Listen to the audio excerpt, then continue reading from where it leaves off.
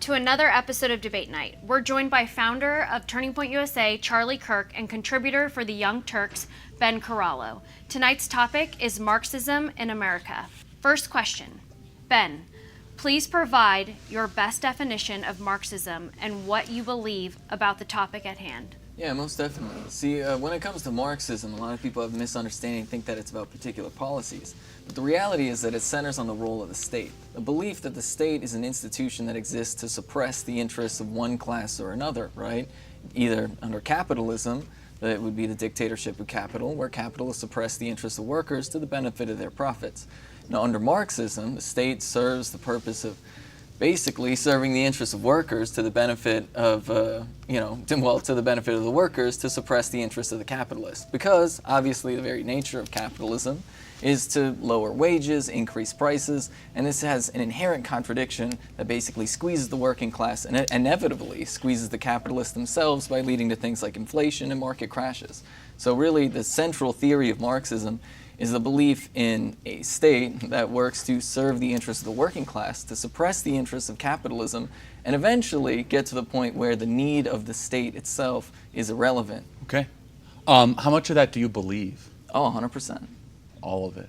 So you're just like a full-fledged Marxist. 100%. So everything Marx wrote?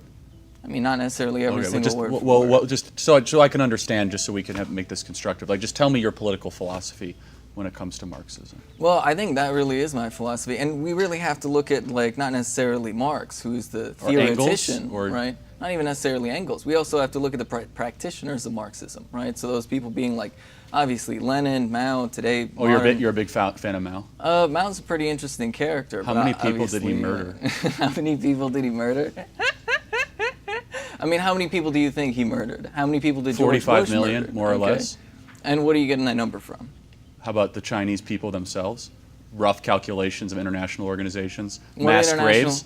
What do you mean, the Victims of Communism Fund that literally puts out Nazi propaganda on a regular basis? I'm sorry, wait, the Victims of Communism Fund is a what group? Puts out Nazi propaganda. They literally have a statue. I mean, you have to be joking, right? You realize in the USSR, they list Nazi war deaths as victims of communism. Hold on a second, you're pro-Lenin too? Yeah, I mean, Lenin did a lot of really great things for the USSR. They literally brought what was a feudal peasant society to be a major world superpower. How about the Ukrainian famine? How was that? What about the Ukrainian famine? Like the 6 million people Lenin intentionally killed through forced starvation and famine? I mean, it's pretty ridiculous to frame that as intentional, right? Like, let's be real, right? There was a famine, and we can argue about the mismanagement of famines, but capitalists have mismanaged famines all the time. Hold on a second. What is a Irish kulak? Potato famine. What's a kulak? What do you think a kulak is? I know what a kulak is. You tell me. You're the Marxist. No, I want to know what you think a kulak is someone that owned a certain piece of land that was not allowed to own that same piece of land because of Lenin and Stalin's government. And if they owned more than it, what happened to them? And do you know what? Okay, let's. No, just answer the question. I'm curious. What did happen to them? They went to a gulag. Do you believe those exist? Yeah, 100% gulag. How many people died in the gulag? Do you know what a gulag is? No, just like more or less. I just want to know. Do you know what a gulag is? Yeah, a forced labor camp, or it could be a forced death camp. You mean like the forced labor camps we have in the United States of America, which, by the way, the United States has more people under forced labor than any other country. Where? In our federal prison system. How'd they get How'd they get to prison? They committed crimes. Okay, so it's not forced. They made a choice. Are you familiar with the? That's a phenomenal red herring argument you made. I'm just curious. It's not I just want to know how many people died in the gulags. No, more or less. I'm just curious. How many people died in American prisons? Hold on a second. I'm just curious. Gulags. How many people died? I'm just curious. Give me a number. 10 million, 15, 20, 25 million, 30 million? You know, there's this really amazing anecdote. It's really interesting. You see, and 100,000? No. Just I want a number, more or less. Listen. Because let's talk about how they get these numbers, right? This is a perfect example. There's this really great story, right, where you have Winston Churchill talking to Stalin. He's like, hey, how many people died in the famine? And Stalin, obviously not wanting to talk about it, they had bigger things to deal with, like World War II. He puts his hands up. And Winston Churchill walks away and says, oh, yeah, that means 10 million. He must mean 10 million. Now, we can obviously talk about mismanagement of famines, but if we're going to talk about mismanagement of famines, why don't we talk about the people in India that Winston Churchill killed? Why don't we talk about the people we're not here. I'm happy to do a whole defense of the greatest man of the 20th century, Churchill. I'm not going to actually do that right now. So, was Alexander Solzhenitsyn a liar? I don't know who that is. You're kidding me. You're a Marxist that you do not know who Alexander Solzhenitsyn is. He wrote a book called The Gulag Archipelago, which was a first-person account. He actually was in a gulag. Come on. So, and you don't even know who he is. You know that people that worked on that admitted that they just made up a lot of those numbers, right? He lived in one, my friend. There's a lot of people who lived in the gulags. In fact, there's a really great... yeah, and so they're liars? I mean, yeah, there's a lot of people so that lie about communism on a let me daily get this right. basis. Let me get this straight. So the pastor who spent a decade in a forced labor camp with 1 hour of sunshine a day, Joseph Bondarenko, he lied about that? I mean, because he wanted to just spread the gospel? I'm curious, just kind of like what your belief is on gulags, so we can just have like a similar. Okay, I'll tell you. I'll give you a really great example, right? And you see, the CIA actually ran numbers on this. This is really interesting. So somewhere around 10% of the people, right, that like were in the gulags during their peak, which by the way was after a civil war in Russia, right? Obviously with the White Army that they had to deal with, right? And then the World War II with Nazi Germany, right? Were political prisoners. But this is really interesting, right? I believe it was in the Gorbachev years, they tried to do a big reformation and granted a huge amount of amnesty. To like tons and tons of people that were in those gulags. And do you know what happened, Charlie? Do you know what happened after that? This is something that the CIA documents literally You mean after the reported on. liberalization of the USSR? No. Or What happened to the people that were let out of those gulags? They wrote books like the Gulag Archipelago that brought down the most of USSR. Most of them actually ended up right back in those same gulags because, this is to be very, very clear, that's their normal prison system. That is the normal prison system that they had, just to be clear. Because who do you think set up the gulags? So you're trying to tell me that the people that were put in the prisons were not political prisoners? No. So what happened to the Mensheviks? Most of the people. What the forced imprisonment of the Mensheviks? So tell me how did Trotsky die? What do you mean, assassination? Who killed Trotsky? Look. No, tell me, who killed Trotsky? Are we gonna talk about economic theories? We will. I'm just curious, because I'm just trying to understand. You say you're a Leninist. I mean, who killed Salvador Allende? So 66 million people died in the gulags, rough estimation. Does that not concern you? I mean, most of those numbers are inflated. Like, you gotta really understand this. Like, the reality is that was their normal prison system. If you look at the mortality rate in the gulags compared to the mortality rate in American prisons at the same exact time. So let me ask you this. How many people died in the Holocaust, would you say? I don't know. I'm not a Holocaust expert. How about like 8 million? Would you say that's fair? So I know at a minimum there's 6 million Jews that died. Okay, so why are those numbers accurate yet the gulag ones aren't? Well, it's very interesting that you bring that up because the truth of the matter is, if you look at the people, right, if you look at the denazification of Western Europe, what you end up having is you have a lot of people like, for example, right, like Nazi government officials that get put in charge of West Germany, right? Then you have Nazi officials that get put in charge of institutions like NATO, and then you have a lot of these Nazis that quite literally set up institutions, right? Like put out information. What are you put out talking information? About? Like name one person. Look at the first commander of NATO. Literally, look at the first NATO commanders. They literally brought in people from Nazi Germany. Are we going to pretend that Operation Paperclip is not a thing that the United States did? Operation Paperclip was in conjunction with Operation Mockingbird, which was a CIA propaganda campaign, which I don't quite answer the question of the accuracy of gulags. Anyway, that's a little bit of futile. I'm just trying to understand, though, like maybe we're just on different planets here, quite honestly, because I've actually met countless, thousands of people that were in these gulags and their stories and their firsthand perspectives, and they did nothing wrong to be put in there except they had the different political viewpoints, or they were pastors, and then you embrace a political worldview that does that. Well, let's take this for example. Let's imagine that you're a serial murderer in the USSR, right? Let's imagine, and then you go to the gulag, right? What's the easiest I'm not imagining. opportunity? I'm talking about pastors. I'm talking about no. people that have. This is the reality. Because like if you want to talk about, it's not the reality. There's plenty of documentaries. Like look, for example, right? For example, okay. So I'm just want to make Radio Free Europe did this really great interview session where they literally went to people that were in these gulags, and it was so funny because when Radio Free Europe puts out this video about these people who used to live in the gulags, they asked them, what do you think about Stalin? And they basically said, because remember, right? You remember that the USSR was invaded by the Nazis, right? And you also remember that... Yes, and then they deterred the invasion. You but what also happened remember before that the USSR they wiped out. They almost wiped out all of Ukraine. You also realize they had a civil war, The civil war was between the Bolsheviks and the Mensheviks because they couldn't determine what blend of communism they wanted after they overthrew the Romanov dynasty, right? But you also have the White Army. Do you know what the White Army is? I'm very familiar with the White Army. You know the royalists, the people that were trying to... Yes, of course, but we'll close on this topic. Civil war, but are you going to put I just want to reinforce for the audience here, if they start a civil war in your country? I know the United States You doesn't like to jail insurrectionists. Remarkably, but that's what they did in the U.S. as just well. made an argument that was pro-Gulag, and Yeah, they had a prison system. That's correct. it kind of does explain some of your other views because we're just living on different planets, like Team Reality, Team Narnia. So quite honestly. how is our prison system better? Wait, hold on a second. For example, you got a lawyer. We have an independent judiciary. You have a jury of your peers. You know what a show trial is? We have What is an a show trial? independent judiciary. Hold on, what's a show trial? What's a show trial? Yeah. I don't know. Ask Steven Donziger. Who was General Tukhachevsky that Stalin Ask took off? Steven Donziger. You think the United States doesn't do show trials? Look at Guantanamo. What are those Hold on a people second. doing What in you're trying to do is Guantanamo Bay? indict the entire Western legal tradition and conflate it with the Leninist, Stalinist. We're going to kill half the population we don't like. Look, No, you could what have. you're trying to do is you're trying to take a country that had to deal with a civil war, that had to deal with an invasion, and compare that to the United States today. I'll close with this. You are defending genocide, which is quite honestly a remarkable No, thing to see hold in up. real time. Stop right here, You are because, defending look, genocide of Joseph Stalin let's be and very, Vladimir very Lenin, clear. the intentional destruction and See, killing of 65 this million is people. what I'm talking about. And no, Like, there's no middle ground in genocide. That's your opinion. Moving on. Has there ever been a successful example of Marxist theory in action where the workers are truly empowered? Yeah, 100%, Where? most definitely. Like, so first and foremost, we have obviously the brave Vietnam soldiers that defended themselves. The Viet Cong? Defended themselves against the invading American army, which was basically there to punish them for daring to free themselves from French colonial rule. Wait, so hold on. How did that work out?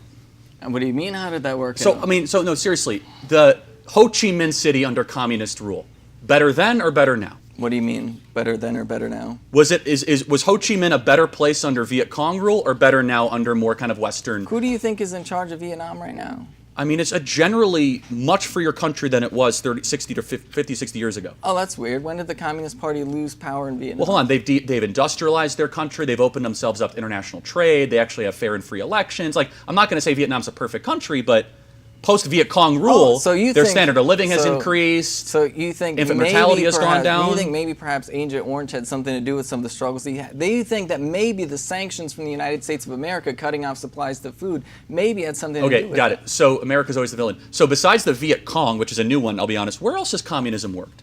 China, look at China. Okay, what about China works with? Aside from the fact that China's the strongest economy in the world right now, there's obviously the fact that average wages in China have tripled over the past Okay, decade. so before we go any further, do you really want to defend the Chinese Communist Party against me? Sure. Okay, got it. So Uyghur Muslims, how do you feel about them? So you're pro-concentration camp. No, not pro-concentration. Okay, so where are the Uyghur Muslims right now? Do you know what the East Turkmenistan No, movement no, is? don't change topic. I'm not. This is the same topic. Uyghur you Muslims. don't know that the East Turkmenistan movement was labeled by the United States of America as a terrorist organization. Oh, got it. Okay, so pro-concentration inside camp. of China. Got it. What about That's the not one-child pro-concent- policy Hold for up, 40 years? No. We need to stop right here because first and foremost, you pushed earlier the double genocide theory, which, No, by the way, you- Holocaust scholars have very You are pro-genocide, explicitly. but anyway. No. Stop right here. Saying no doesn't make it right. The double genocide theory is literally Nazi propaganda. The whole idea was to say that the obvious, mismanagement of a famine, they're trying to equate that to the invasion and the mass murder committed by the Nazis. They're literally Nazis that intentionally push that theory. Why do you think that Israel, to this very day, actually has tensions with specific people in Ukraine who are pushing that double genocide theory? Because the truth is, a famine and the mismanagement of resources I'm talking about, in addition, is not mass the graves, same gulags, and all that. as an But let's talk about the intentional CCP. genocide. So let's talk about the CCP. So you're cool with the one-child policy? It doesn't matter what I'm cool with. The reality is... No. That was a policy of the CCP for years, where they would murder another child if you had more than one kid. Look, what we need to understand is that China is a democracy, and they are going to make laws Hold on a second. based Wait, off of their how are they individual material conditions. How are they a democracy exactly? Are you kidding me? Aside from the fact that the central government has a 95% approval rating, which, by the way, before you're like, oh, but Have you been to China? No. No. No, of course. Oh, I so haven't you been must to be a China. subject matter expert. I'm not. Yeah. So it's interesting. So No. so they're a democracy. Do they have senators or congressmen What does it in take? China? Well, there's about 1,000 members of their National People's Congress, and then obviously they have a system of local people's And so Congresses. you don't think those But elections are I want to rigged? test you. What does it take to get on the ballot in China? What is it? A lot of money, power, and influence, and killing the right people. Oh, that's weird, because it's actually illegal to spend money on campaigning in China. There's actually a very specific answer to this. You think that a dissident Chinese person could run up against Xi Jinping right now? So let me ask you a question. How do you think? You're No. pro How do you CCP. think- So you think it's okay? How do you think elections work? How do you think elections work in China? How do you? It's very simple. You're born into the right family. You have connections to the right people. You can't answer.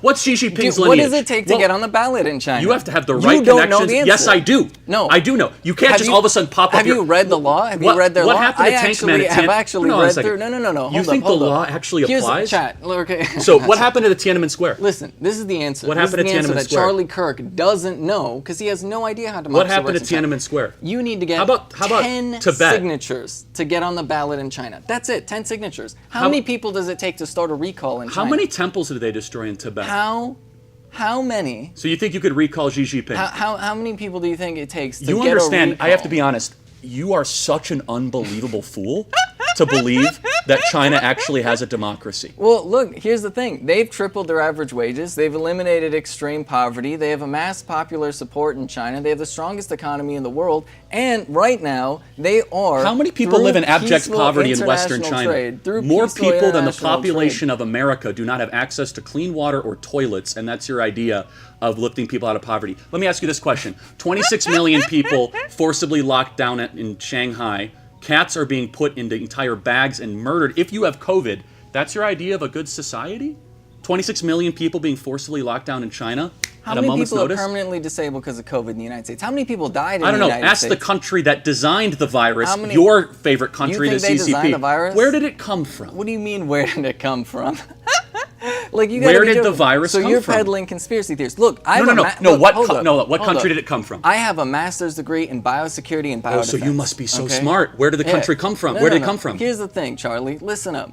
Did you know that there were American scientists working in that lab? Oh, what's the name of the lab? In the Wuhan Oh, so lab? it came from China. It came from China. Yeah. Oh, disease so come it's from all the over place. Chinese virus. No, it's not the Chinese What virus. country did it come from then? How many strains of coronavirus are there? Like, how many types of coronavirus are there? There's plenty. There's Omicron, there's COVID-19, there's the original strain, but it was No, originally the original developed. strains. No. See, you've listed 3. There's- The reality is there's different types of coronaviruses that Developed in exist what in lab? the world. That exist in the world that aren't developed anywhere. Like No, cats of- have their own no, coronaviruses. of course, but which one was developed in the dogs lab have in their China? own coronaviruses. There's no you think that the American scientists that were working in that same lab right next to those Chinese scientists, you think that they were secretly malicious No. actors?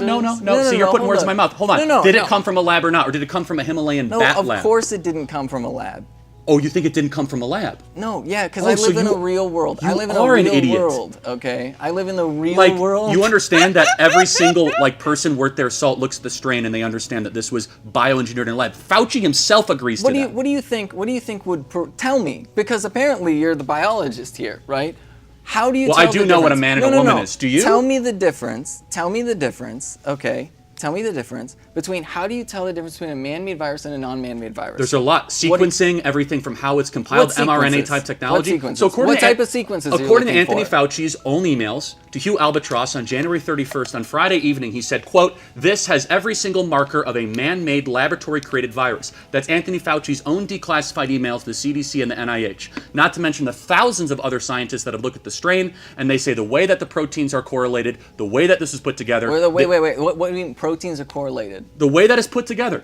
You're just throwing words together. Hold on. This is a word Okay, soup, yeah, my buddy. language might be a little sloppy, but the people that Your understand your the language is actual sloppy sequencing because of you didn't go to the grad protein. school Hold on and a you second. don't know what you're talking Hold on a second. about. So you think that where did the virus come from then exactly? What do you mean, where did the No, virus tell come me from? where it came from. Yeah, well, so this is really interesting, right? See, because the type of virus that it is, right, little RNA viruses, they recombine a lot. That's one of the really interesting things about these types of viruses. And so what happens is when you have a couple of different strains that infect the same species at a time, the way that the virus reconstructs itself, which to be clear, we don't necessarily have a full understanding of how exactly that happens, but the reality is one of the central theories is this random assortment process where if you have multiple strains of a virus that is infecting one thing at a time, which is one of the reasons why bats in particular, because they're So capable you do of believe it holding came from a many bat? because they're capable Man, of I got a serious many question. different strains I have a of question. Are you on coronavirus at the same CCP payroll? time. Because I don't think like a sane individual could believe this. I wish.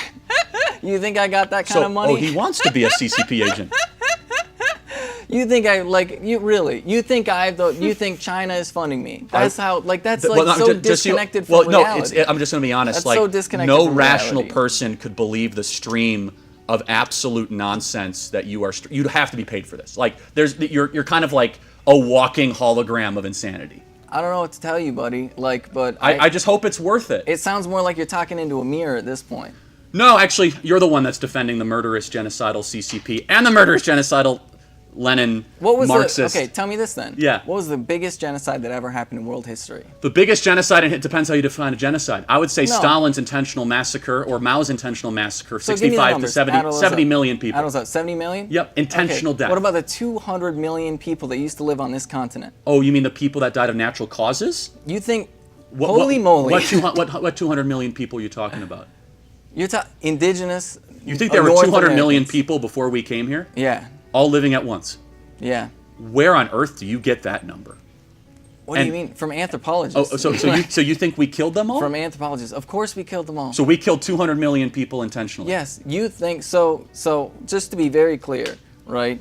You're sitting here denying the genocide of indigenous folks. hold on, what- You know who Teddy Roosevelt is? Oh, you think Teddy Roosevelt's a mass murderer? Yes, Teddy Roosevelt is a mass murderer. What do you think those Rough Riders did? Who do you think they were killing? They out won in the West? war in Cuba. What war? What war? The war against No. the commies in Cuba. You know that Wait, Teddy wait, Roosevelt. wait, hold no, up. you They know that- won war against communists in Cuba. Who's in charge of Cuba right now? Well, the communists. So, So they didn't win the war then? well, they won a battle. They So- won. Oh, they won a battle. Wait, we've gone from they a won- war to a battle. well, they won and the you're Spa- accusing they won the me Spanish- of not living in reality. They won the here. Spanish-American War, and then they won. Okay. So let me ask you a question. But though. like, who else did he go to war against? Well, Teddy Roosevelt actually won a Nobel Peace Prize for brokering peace between I don't Russia. care about the Nobel Peace Prize. Yeah, you don't care about much. Honestly, that's real. How are an individual's wants and needs represented best in a Marxist society? Oh, it's easy. I'll ask the commie. Obviously through their democratic structure. Like the reality is, right, this is the thing, right? Obviously going back to the role of the state to serve the interests of the working class, to suppress the interests of capitalists, which is exactly why people like Charlie Kirk obviously are very unsettled with it, because the reality is that in America, working class people have to worry about the government kicking down their door for doing things like smoking marijuana.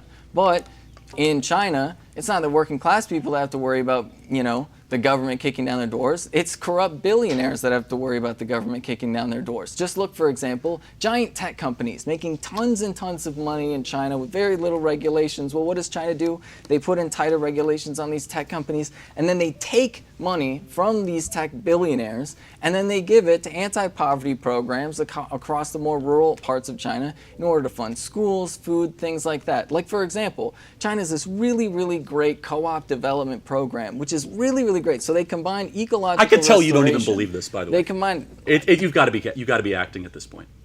Why do you think I'm acting? Because Is it because you're acting? No, it's because the reality is so different of the millions of people in China that are literally forcibly held in their homes, the millions in concentration camps, the people that can't even breathe because the air quality is so bad. How about the underground Christians that are murdered in the streets for trying to go to church? So no, continue on your Wait. beautiful co-op in Beijing. Yeah, we could grow vegetables in Shanghai, so it's so great. That's kind of the argument, right?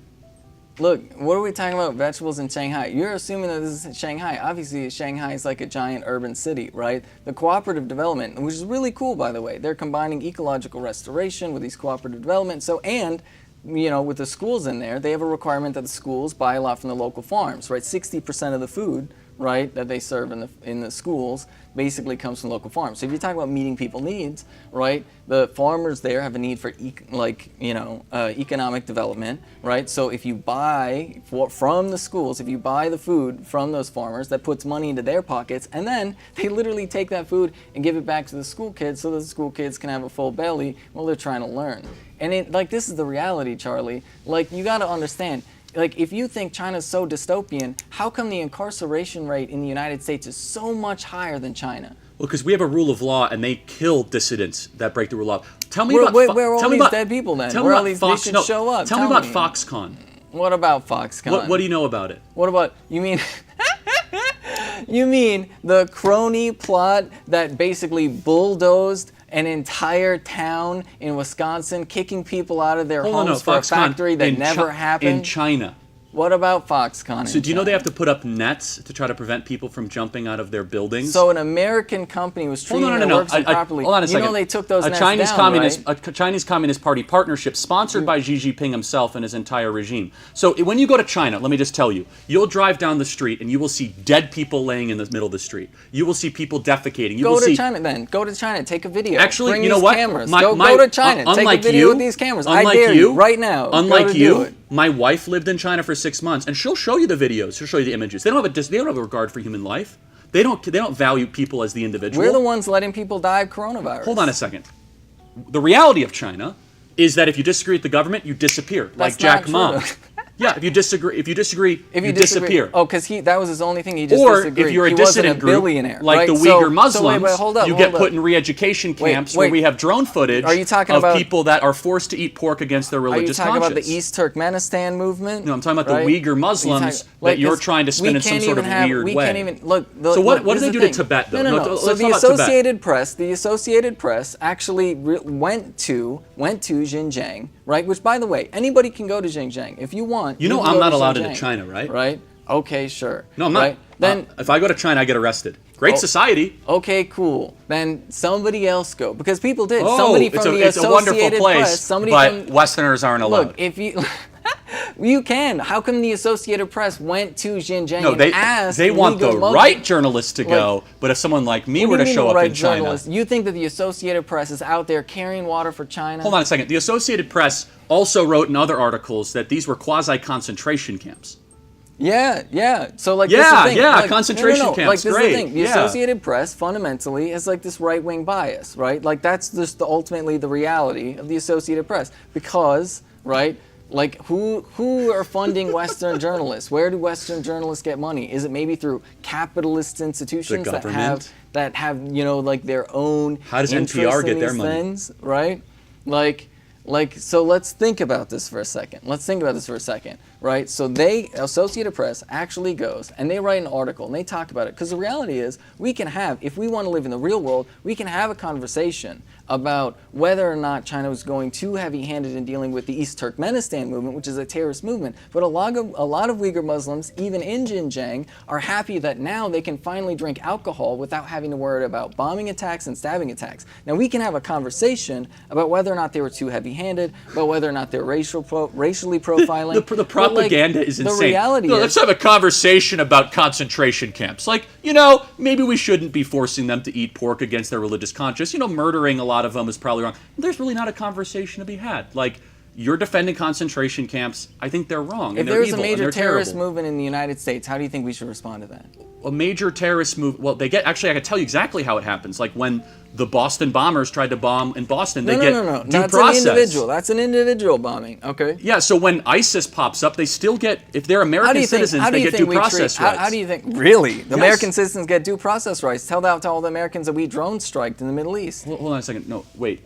You mean Americans on American soil? That's what you asked. So it's not like a hypothetical. Okay, well, and I'm not going to keep on going down we get a whole these ISIS weird rabbit holes, right? Let's say we get a whole ISIS encampment. I just want to I want to ask what, if they're American citizens, they get due process constitutional rights. Do they really? So yeah, I mean, Timothy McVeigh got a trial. Literally, the Supreme Court just took away. Ted Kaczynski just got a trial. The Tsarnaev brothers got a trial. People's rights. Did they not know? Literally just took away people's rights to present new evidence in their appeals. But the Parkland shooter got a trial. The Buffalo shooter gets a trial. We know that, Marina. Yeah, because they're white supremacists. Of course, white supremacists are going to get a trial. What about the Tsarnaev? What about the Tsarnaev brothers? Society, the Tsarnaev brothers, the Boston bombers, did they get a trial?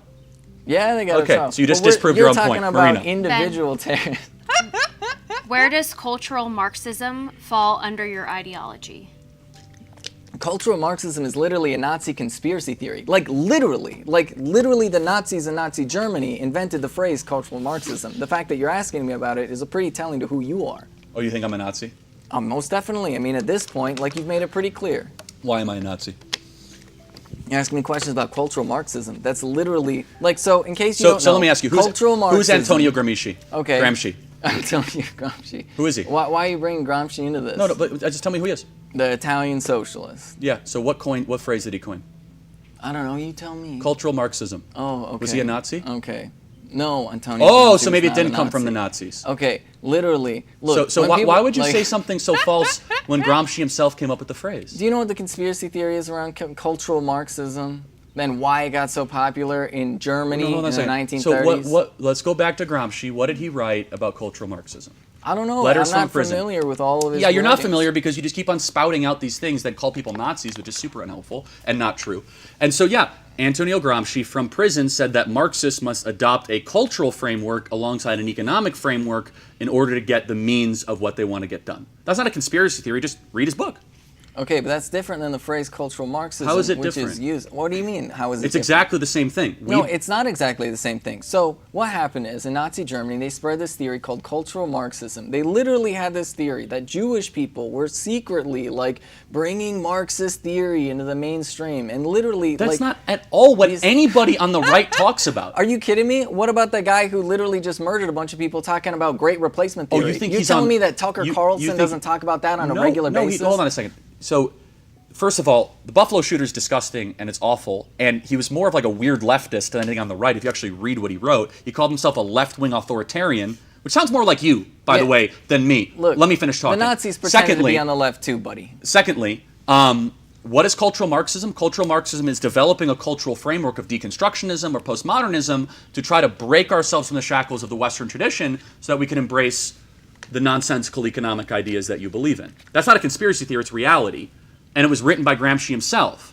And if you're not familiar with those writings, well, then you're not really equipped to talk about cultural Marxism. You just keep on like, conspiracy theory. Like, yeah, actually, you're wrong. Like, go to the roots. Sure, buddy. Sure. Is that your response?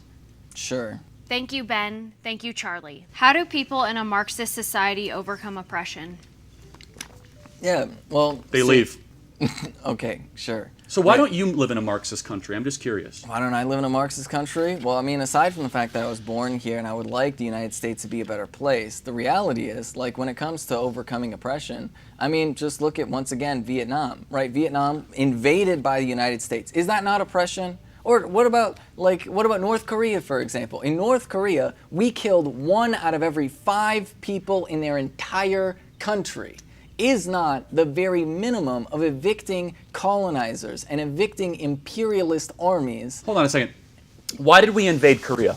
Why did we invade Korea? I'm asking you. No, you tell me. Because the truth of the matter is, their economy, like, so, first and foremost, they were, like, obviously, Imperial Japan was occupying Korea. Then you have the socialists that liberate Korea from Imperial Japan. Then you have all of these powers coming in the middle of Korea at the end of World War II and ended up splicing it up. So the reality is, one of the reasons why we invaded Korea is because we were deeply upset that anybody anywhere in the world would be socialist. Because do you think Korea is going to, like, invade the United States? Do you think right after so World let me ask War you a question. II that they were about to invade?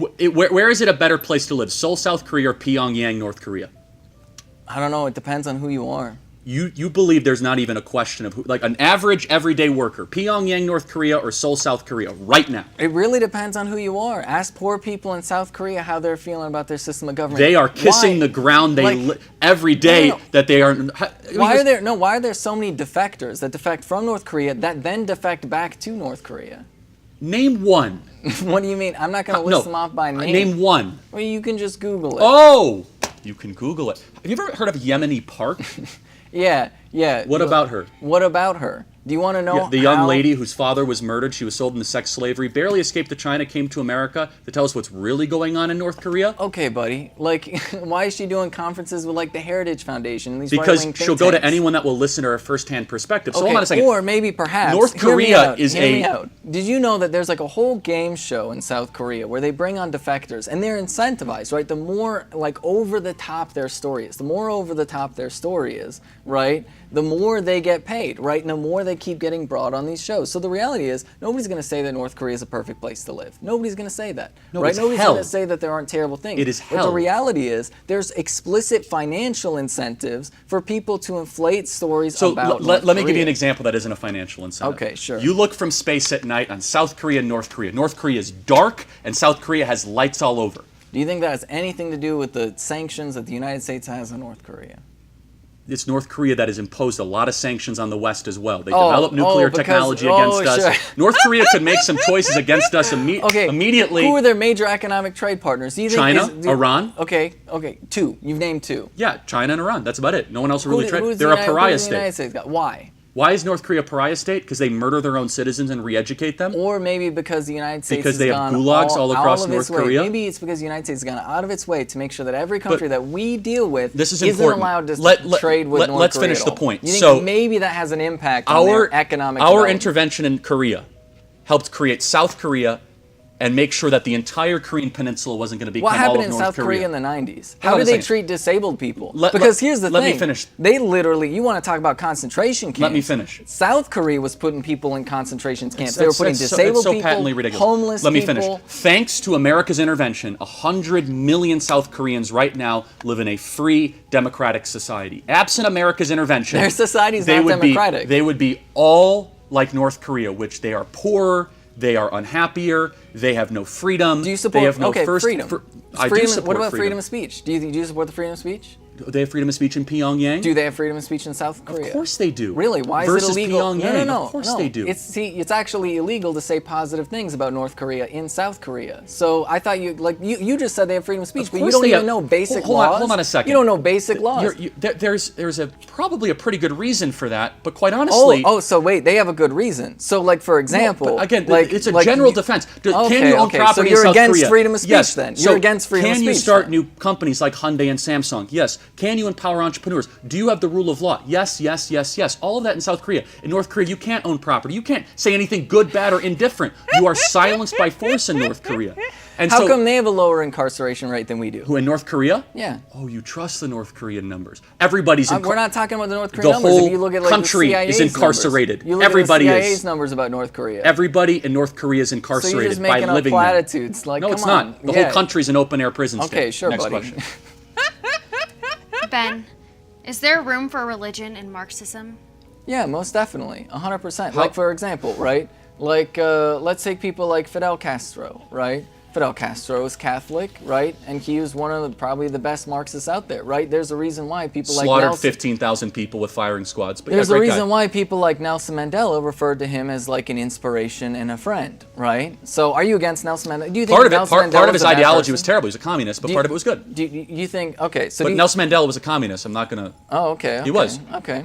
So Yeah, so I mean, like the his reality advocacy against apartheid was great, but his economic views were terrible. There's actually a really great religious philosophy. I don't know if you're familiar with liberation theology, for example. Actually, one of the reasons why the CIA it's a blend of went Catholicism. into places like El Salvador to murder people was because liberation theology was so popular, right? Basically, the idea that like under Christianity, right, like Jesus was sort of the God who riots, right? Who goes out of his way basically to stand up for people who are oppressed, goes out of his way to stand up for people who are marginalized, right? He literally said, the meek shall inherit the earth. In fact, the only people that Jesus ever said wouldn't go to heaven were rich people. He never said that. He said he it's literally did. It's a misquotation. He Not said a it's harder misquotation. to get into heaven. But and by the way, if you go back to the actual Koine Greek, it is lover of money, not rich. But that's fine.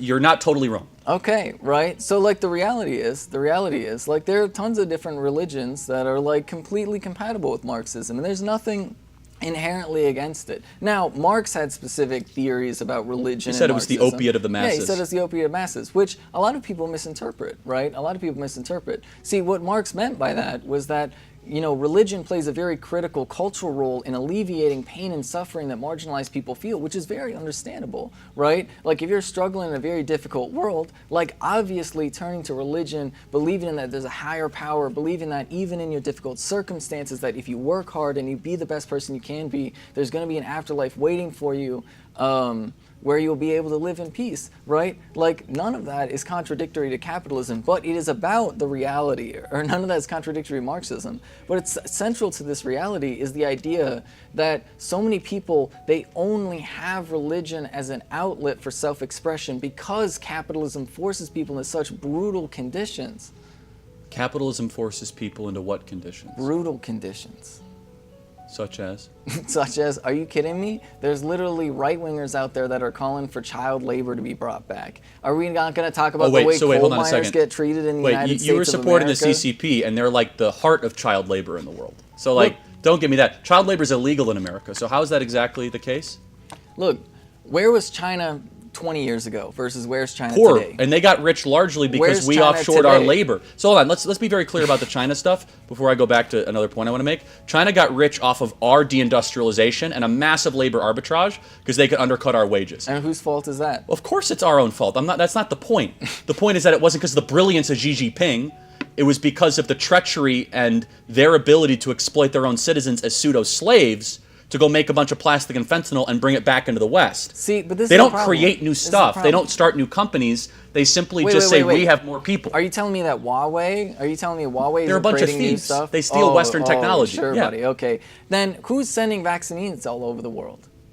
Pfizer, AstraZeneca, Johnson & Johnson, and Moderna. Really? Because the United States is sending that many vaccines? Well, I hope we don't send that many vaccines, but I mean... Like, okay, literally last year, China was sending about half of all the vaccines that they made around the world. They were sending to other countries like half of all the vaccines that they made. There's a lot of people that are vaccinated today specifically because of the hard work and dedication of people in China. I hope nothing happens to them. Right? I wouldn't trust the Chinese vaccine, let alone a Pfizer vaccine. But... yeah, so I just want to get to this. I have a more interesting, I think more important question. Do you think human beings are naturally good? Human beings are naturally social, right? Which means that human beings could be good or evil, right? The reality is that, like, what makes us good is also what makes us evil, right? Because the reality is, like, what would you do for your family? Right? A lot. You would do a lot, right? I think we would all basically do anything for our families. And that is both what makes us so capable of goodness and kindness, but it's also what makes us so capable of vicious evil. Because the reality is, if we thought that people were threatening our families, we would do a lot of terrible things, right? But if we work together with other people and other families, and we extend our minds to understand that we have a shared sort of societal experience, then we're going to do a lot of good things for each other. So ultimately, when it comes to whether or not human beings are good or evil, we're just naturally social. We want to fit in and be part of a society. So ultimately, it really depends on the way society is structured that determines whether or not we end up being good or evil. But it is all basically from us being pro-social.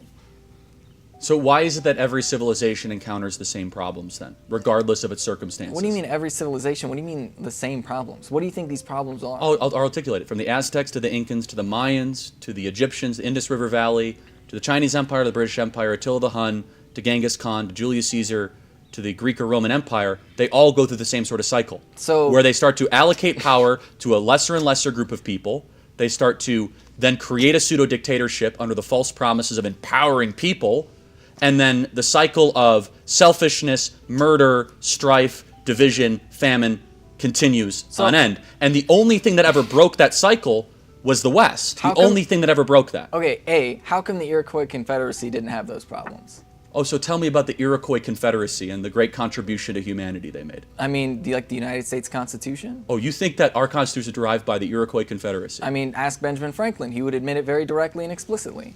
He didn't write the Constitution. It doesn't matter, right? All of the founding fathers. No, it actually does matter. Let me tell you. If you actually hold on. Well, ask James Madison. Yeah. Let me get this. What Federalist paper is the Iroquois Confederacy mentioned in? It doesn't matter. The Federalist because papers. It really wasn't an inspiration. Do you think the Federalist Papers were the only thing that were written back then? No, but it was the most. Hamilton, Madison, and Jay went through private musings of why they wrote the Constitution. And do you think that they didn't care what Benjamin Franklin or George Washington had to say? So I want to make sure I understand this right. So the Iroquois Confederacy, you think, is where we got separations of power, separated powers, consent of the governed, independent judiciary, and consent to the governed. Not the Pilgrim colonies, or the Bible, or the Mayflower Compact, or the Magna Carta, or the writings of Augustine Aquinas, Hume, Burke, Locke, none of the people that were alive at the time. John Locke. Look, where do you think these people said that they got their ideas? Like, the reality is, why do you think the Enlightenment came after all of these colonizers started visiting people in North America? So you believe in this like weird, unfounded, mystical belief that it's we stole from the indigenous people. This is actually a very standard understanding of world history. If you have even a marginal understanding of anthropology. So you think that John Locke stole from indigenous people? Are you kidding me? All of the Enlightenment philosophers stole from all indigenous of them. folks. So what did Kant steal from the indigenous people? Like, are you kidding me? The categorical imperative came from some tribesmen. No, not the categorical imperative. They don't have to necessarily steal every single thing that they're So let me writing. get this. But, like, the reality Machiavelli, is, what did he study? Because we didn't colonize when Machiavelli started writing. well, What did he Machiavelli steal? is a really interesting character. No, what did he steal from indigenous people?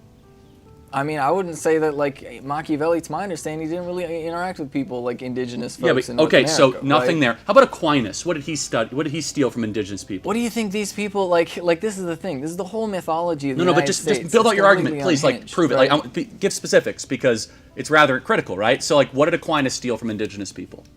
Like, okay, you're naming random people. I'm No, talking they're about not the random founding people. fathers in the United States. Okay. Did Aquinas write the Constitution? Aquinas inspired every single founding father. They all read it. They knew it backwards and forwards. John Adams said no individual theorist or author was more instrumental to my metaphysical worldview than Thomas Aquinas. That's because, look, are we going to ignore the fact that the founding fathers were incredibly racist? Do you think that they were... Oh, okay, like, so you think they were racist. of course they were racist. So then why did they try to Where abolish did George slavery? Washington get his teeth? Okay, so how many states decided to No, make no, the Northwest actually, Territories? answer this question. Answer this question. Where did George Washington get his teeth? They were blended individuals, no doubt, mixed. But you know what you and I both have in common? No, I want to answer the question because I want to make sure that your audience knows I would exactly assume where that he George probably Washington got his them. teeth. So to make him look bad, you're going to say he got them from a slave or he exploited somebody. But here's the truth about He George ripped Washington. teeth out of people's heads while they were alive. He ripped teeth out of people's Here's the truth heads about George Washington. to put in his mouth. Outside of your Nicole Hannah-Jones highly emotive argument, everybody has something in common. We're born into a world we didn't create, and every one of these founding fathers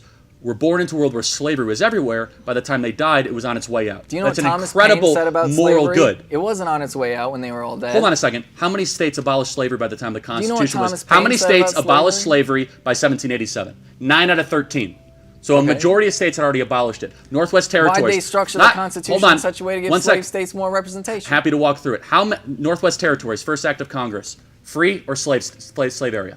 Free. Unanimous. Article 6 of the Northwest Territory. First state to abolish slavery. Vermont, 1777. Inspired by the writings of the Declaration. First anti-slavery convention. 1775. Chaired by Benjamin Franklin. When did slavery George end in the Washington United said States? it's not a question of if.